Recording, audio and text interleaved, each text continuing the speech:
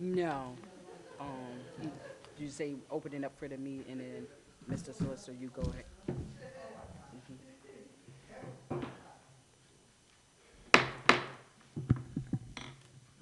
Good afternoon, everybody. Good afternoon. We will now open up our Monday, February 24th, 2025 deliberative meeting. Mr. Solicitor? Thank you, Deputy Mayor. Good afternoon, members of council, members of the public, and welcome to the Monday, February 24th, 2025 deliberative meeting for the City of Chester. There will be no ordinances at the next regularly scheduled meeting, February 26th, 2025. The following resolutions will be presented for final passage. Resolution 29. Authorize the installation of an honorary street sign renaming a portion of Butler Street and 7th Street to Reverend Jeremiah W. Witherspoon Way, honoring his contributions to the community as pastor of Temple Baptist Church. Resolution 30. Authorize Greg Zyla to reverse subdivide 10 lots into one lot and construct a 6,000 square foot office garage building, driveway, and parking lot located at 609 West 3rd Street. Resolution 31. Authorize third addendum to the original contract with Colliers Engineering and Design Inc. to continue to provide engineering services on all city projects at the agreed upon hourly rates and eligible reimbursable expenses under the original March 13th, 2024 rate. Thank you, Ms. That would conclude the agenda with respect to resolutions. Subject to obviously questions and comments and discussion. And my understanding is that there will be an executive session immediately following this to discuss a legal matter. Yes. So does any member of council have any questions about the resolutions that are listed? Yes, I have a question about Resolution 30 and 31. Go ahead, Counselor. So can someone explain, not someone, Mr. Fritz, can you explain exactly what we're doing with the 10 lots and how we're converting that into a single garage, and what that process looks like? So, Paul, I know you heard me in the other meeting, but, this is, if you're familiar with Second and Parker Street, Zyla Landscaping. Yeah. He's moving he bought the block, the front block, Third Street facing, from 60, he already has a garage at 601, 607, he owns 609 all the way up to 629. And he's moving from Second and Parker Street to, this lot. He's been through several, planning commission meetings to meet the requirements. A lot of things didn't fall in line with what, the dimensional requirements were. And, he's met all of the requirements for what we've asked and what Colliers has asked. So he's, finally to the point where he needed his plans, recorded, and he's moving from there and building a building that is going to have his trucks and his, rocks and Gotcha. parking lot. There, on Third Street, it's going to be Third Street facing. Okay. Thank you. You're welcome. Thank you. Are there any more questions on this? 31. Well, Councilman has a question on, oh, you do have a question on 31? Yes, but it might be the same question as you, Councilman. Okay. I'm just trying to, I did see your email, Yes, Chief, sir. in regards to Resolution 31, but if, I'm not sure if everyone else seen the email, so if you could just explain to us why this resolution is coming, please. The original contract that you had with Colliers Engineering, which was in March of last year, had a not-to-exceed threshold of, I think, $395,000. That was subsequently amended. You have a couple of large projects that are taking up a sizable amount of engineering costs right now.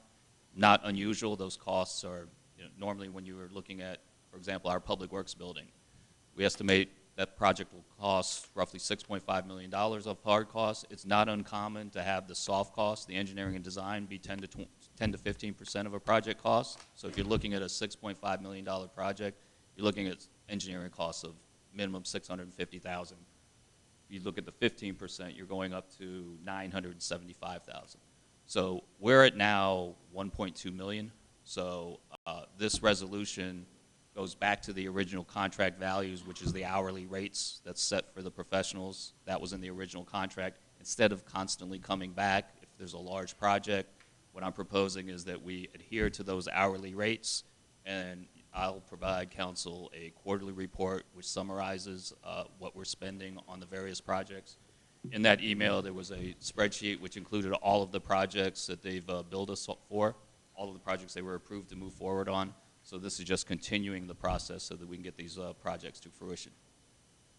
In addition, Chief, I did see an email, I believe it might have been from the mayor, where a request was made that all requests for engineering be made through our chief of staff and not directly by others, in order to help try and control costs. That was my question. I would like to see, who's overseeing, the contract, the invoices and what Colliers are proposing? Because this is what, the third time that you guys have come to council for amendment to a contract. We're spending a lot of money with Colliers, and I'm a little concerned, and I just want to make sure that we have proper oversight on these invoices and what they're billing us for, and we're not just getting billed for every little thing. And I know that was an issue in the past, and it is my hope that that is now resolved and that we have some insight, but I just want to double check. We absolutely, Councilman. We're very in tune with the costs that are affiliated with some of these projects. They submit a monthly group of invoices. They're all detailed by specific projects. So the spreadsheet that I sent you, which listed every single project, you can go through that and you can see exactly what was spent on each individual project. If you look at the latest bills, which are from January, the costs are down considerably. In fact, the total was $94,000, but of that, roughly $70,000 was just for the Public Works building. So you're seeing a trend downward in those costs, and that'll continue to be the case. And one of the things that we want to do is kind of streamline the process. The engineer reports directly to our Director of Public Works, Mr. Heyman, but we're closely involved with anything that's coming forward. If there's any new projects, there has to be a client authorization form that's executed, so there's nothing that we're going to get billed for that hasn't been approved previously. But you'll see those costs to continue to go down, with the exception of the Public Works building. We're probably less than 30 days away from going out to bid for the Public Works building. Then we'll need to get on the project management side, but that's probably the single largest project that's eaten up the majority of that total cost. That's more than half of the amount that we've spent on engineering.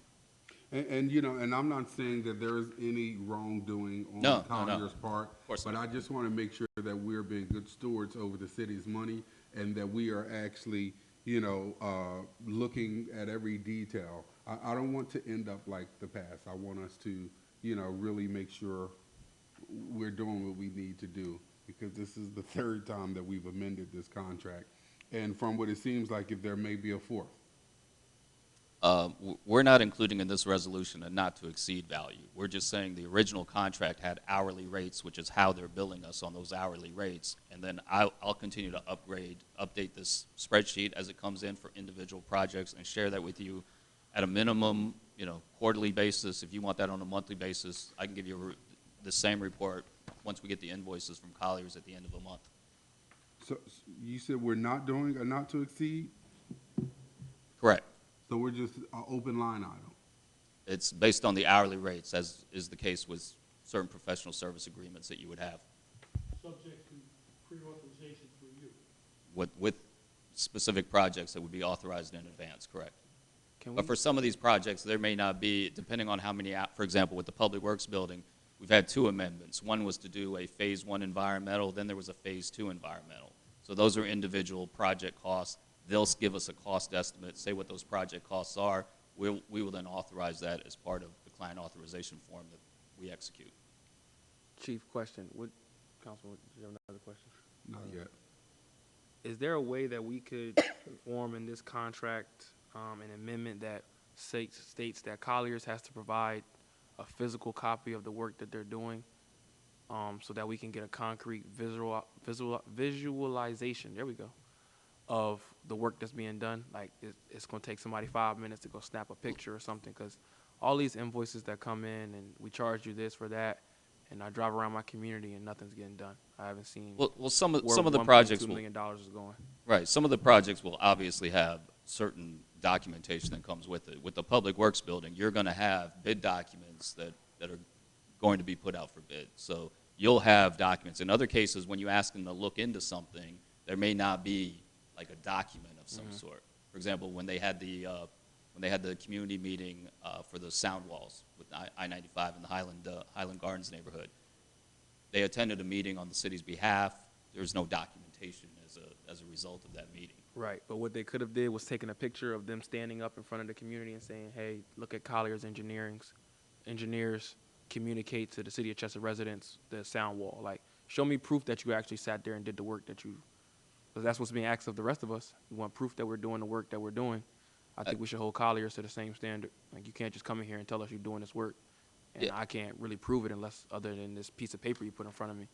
Yeah, I don't think that that they're doing anything that would be fraudulent billing No, or anything. I hope not. But if we want some documentation, we can find some documentation for Thank some of you. these specific projects.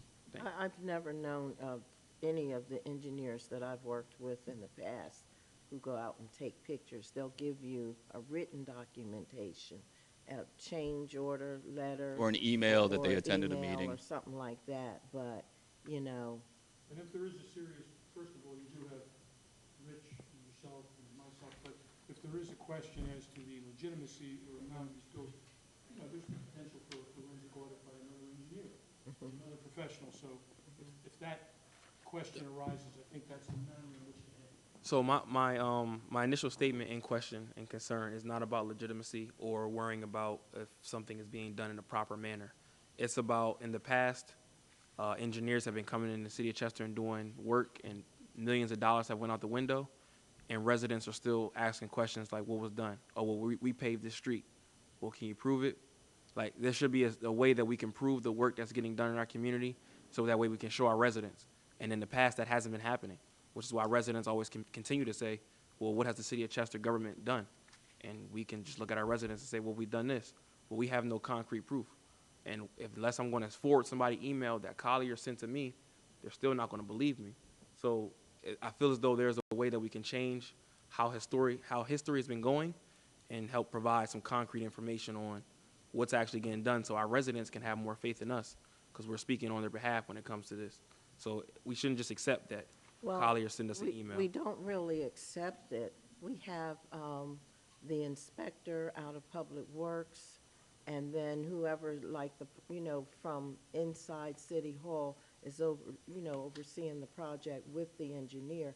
They go out and they have to show them the work and what they're doing, and then a report is made. Like in Public Works, we always had a report of what they had done based on what the inspector saw. And just for clarity, because reading through the resolution, we are being asked to vote on the amended contract, but this is to take away the not-to-exceed limit, so that way they can exceed whatever? No, Or they- absolutely not. That doesn't take away the checks and balances and the controls that we have over what they spend money on. I wouldn't know what to put into this resolution to say, let's increase it from 1.2 to 1 point whatever, and then avoid having to come back if we're over budget on certain costs. If you want me to put a line item in there. Now, I just want to be clear on what exactly I'm voting on. And so we're taking the not-to-exceed limit away. We're using the hourly rates that were in the original contract. And then I was planning on giving you quarterly reports, which simply I see that amend in the there. spreadsheet Yep. and then says, here's what we've spent in this first quarter, second quarter. You want to do that on a monthly basis, or if we want to include a value in this resolution that says whatever the amount would be. I just wouldn't know what a good amount would be. Yeah. The Public Works building is probably going to take up another $300,000, $400,000, $500,000 Right. potentially. And I get it. I'm not saying, you know, to put the cap in there or put a certain number in there. I just want to be clear on what exactly I'm voting on. You will, Reading the resolution, it doesn't really, it's not 100% clear, if that makes sense. we could add a number in the contract. But we don't know that number. We don't know So- that. So I That's, get that you're part. making my point. I Right, don't know right. I get what that number to part. put in there. Yeah, I get that. We don't know the number.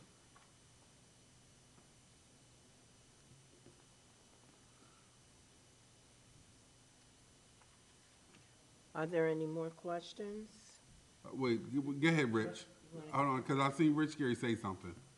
Your input is valuable. Did I? Because I'm still not 100% clear about it. Councilman Green, it does say that it's, approval is contingent upon solicitor's approval, so we can certainly ensure that any terms and conditions that council deems appropriate are included in this before we finalize. Sure, absolutely. Yeah, we're open to suggestions as well. If there's some things that would make you feel more comfortable. That's why we put that in. What happened? Rich is pointing out that there's certain, that the $1,095,000 that was in the original, in the second addendum to the contract included other things that weren't taxpayer-funded projects. For example, of the amount that we've spent to date, there's $126,000 that came out of land escrow account. So that's like the WISFIS Sportsplex.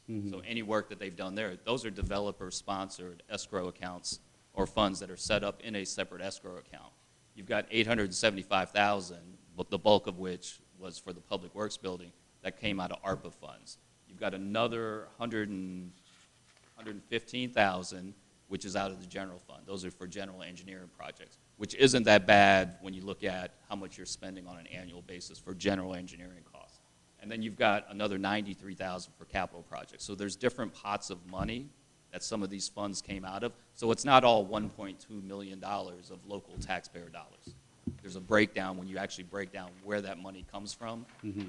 The first biggest chunk is ARPA funds. The second biggest chunk is escrow funds, which aren't taxpayer-funded dollars.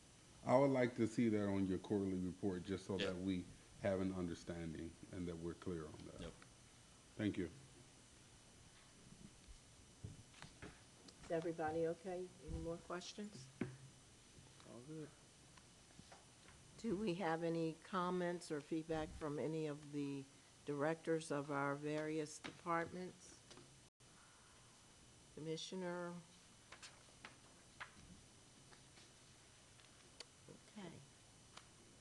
Okay. Meeting is adjourned. We'll now go into executive